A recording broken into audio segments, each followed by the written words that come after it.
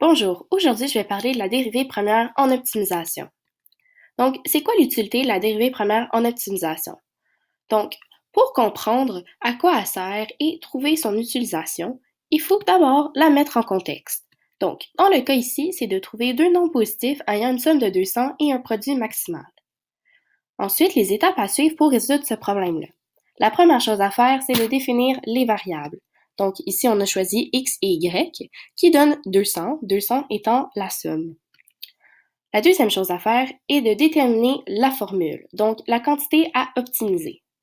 Donc on a utilisé P étant produit maximal est égal à x fois y. Troisième étape, de déterminer les relations entre les variables. Donc, identifier notre x et notre y.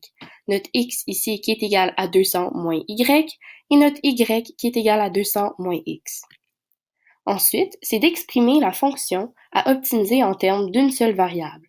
Donc, ici, on a choisi de remplacer le y dans la formule qui donne p est égal à x fois 200 moins x. Ensuite, il reste à faire la dérivée.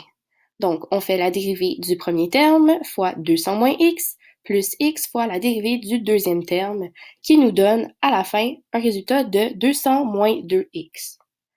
Ensuite, avec ceci, il faut faire la dérivée est égale à 0 pour trouver notre x, ce qui nous donne enfin un x de 100. Ensuite, remplacer le x dans la formule pour finalement trouver le y qui donne aussi une réponse de 100. Donc, les deux nombres positifs ayant une somme de 200 et un produit maximal sont x est égal à 100 et y est égal aussi à 100. Donc, la dérivée première dans ce problème nous a servi à trouver nos deux variables. Donc, voilà, c'est quoi l'utilité de la dérivée première en optimisation. Merci.